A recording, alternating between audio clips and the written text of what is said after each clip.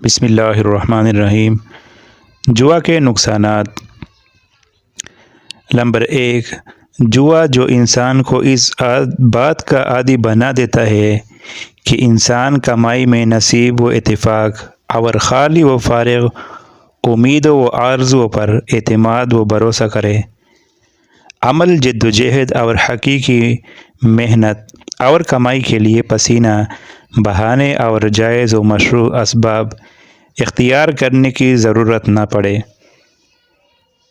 Number 2، جوا مال حاصل کرنے کا ایک باطل طریقہ ہے کیونکہ اس میں بغیر کسی معاوضہ کے مال حاصل کیا جاتا ہے، اور اسلام نے دولت کمانے کے ان تمام دروازوں پر پہرے اٹھا دیے ہیں جن کے ذریعے باطل طریقے سے مال ہاتھ آتا ہے۔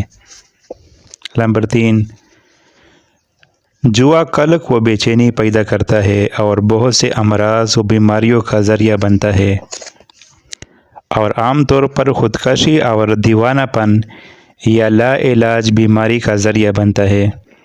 نمبر 4، اللہ کے رسول صلی اللہ علیہ وسلم کے ارشاد ہے کہ سب سے بہتر کمائی وہ ہے جو انسان اپنی محنت سے حاصل کرتا ہے اور پھر اسے اپنے اہل و عیال پر خرچ کرتا ہے، لیکن جوئے کا ریسہ اپنی کمائی قمار خانے میں لٹا کر تہی دست اپنے گھر واپس لوٹتا ہے جہاں اس کے بچے بھوک سے بلک رہے ہوتے ہیں۔ اس طرح وہ اپنے بچوں کو فاقہ کشی اور اسرت کا شکار کر کے خدا کا مجرم بن جاتا ہے۔ نمبر 5، جوا خوش و خرم اور آباد گھروں کو تباہ و برباد کرنے، بھری ہوئی جیبوں کو خالی کرنے، مالدار خاندانوں کو محتاج و فقیر بنانے اور باعزت لوگوں کو ذلیل کرنے کا سامان ہے۔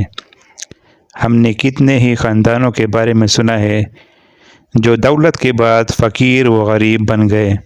نمبر 6، قمار و جوا جو اپنے کھیلنے والوں کے درمیان بغض و عداوت پیدا کرتا ہے، اس لیے کہ وہ ایک دوسرے کا مال غلط طریقے سے ہضم کر لیتے ہیں اور بغیر حق کے دوسرے کے مال پر قابض ہو جاتے ہیں۔ نمبر 7، جوئے کا پورا معاشرے پر تباہ کن اثر یہ مرتب ہوتا ہے کہ انسان کی قوت عمل مفلوج ہو کر رہ جاتی ہے، اس کے اندر محنت و مشقت اور جفا کشی کی تعمیری جذبات مضمحل ہو جاتے ہیں، جبکہ جوئے سے خود غرضی، مفاد پرستی اور سنگ دلی کا شکار ہو کر انسان وہمی منافع کے پیچھے اپنی توانائیاں صرف کر دینا شروع کر دیتا ہے۔ نمبر 8، شیطان اس عمل کے ذریعے آپس میں لڑائی جھگڑے اور فتنہ و فساد کا بیج بونا چاہتا ہے، کیونکہ جوئے اور شراب سے نفرتیں اور عداوتیں جنم لیتی ہے اور یہ چیز پورے معاشرے کے لیے مہلک ہے۔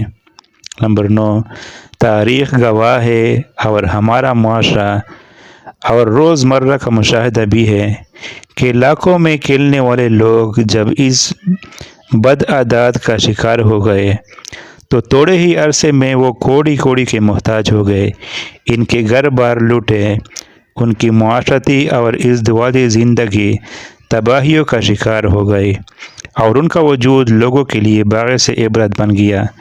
نمبر 10، قناعت اور صبر دو ایسے انمول موتی ہے کہ جن کو یہ مل جائے ان کی دنیا و آخرت سنور جاتی ہے، انہی سے خوشنودی الہی حاصل ہوتی ہے، لیکن جوئے باز ان دونوں سے محروم کر دیا جاتا ہے اور اس کے سامنے زندگی ایک بے معنی سی شے بن کر رہ جاتی ہے۔ نمبر 11، طمع، لالچ اور بے رحمی کے لبادے میں اپنے آپ کو لپیٹ کر وہ زندگی کی اعلیٰ اقتدار سے تہی دست ہو جاتے ہیں اور ان کا نام اللہ کے باغیوں کی فہرست میں درج کر دیا جاتا ہے۔ نمبر 12، جوئے اور شراب کے عام ہونے سے ہماری معاشرتی زندگی سے اسلام کی برکات اور فیوز رفتہ رفتہ رخصت ہو رہے ہیں۔ اخوت و محبت کے وہ رشتے جن کا داعی اسلام بن کر آیا تھا، آج ان بدعمالیوں کی وجہ سے توڑ پھوڑ کا شکار ہو رہے ہیں۔ نمبر 13 مسلمانوں کے دن اگر ذکر خدا کی خوشبو سے مہکتے ہیں اور راتیں خوف خدا کی شمع سے روشن ہو تو جرائم اور گناہ پروان نہیں چڑھ سکتے۔ اس لیے شیطان کی ہر ممکن کوشش یہ ہوتی ہے کہ بندوں کا رشتہ اللہ تعالیٰ سے منقطع ہو جائے اور وہ اپنے رب سے غافل ہو جائے، اور جوئے کی حیثیت یہ ہے کہ شراب کی طرح اس میں مست ہو کر آدمی ذکر اللہ اور نماز سے غافل ہو جاتا ہے۔ شراب اور قمار کا ذکر ایک ساتھ کرنے کی حکمت بقول حضرت مفتی محمد شفیع صاحب رحمۃ اللہ علیہ یہ ہے کہ قمار میں بھی معنی طور پر ایک نشہ ہوتا ہے۔ جدید نفسیاتی سائنس اس کی صداقت تسلیم کرنے پر مجبور ہے۔ نمبر 14 جوا اللہ کے ذکر اور نماز سے روک دیتا ہے اور اپنے کھیلنے والوں کو بدترین اخلاق اور قبیح عادات و اطوار کی طرف دھکیل دیتا ہے۔ جوا جوئے باز کو جرم پر مجبور کرتا ہے۔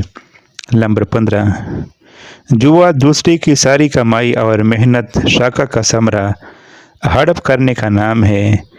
جوا مختلف حیلے بہانوں سے غریبوں کی کمائی پر ڈاکہ ڈالنے کا نام ہے۔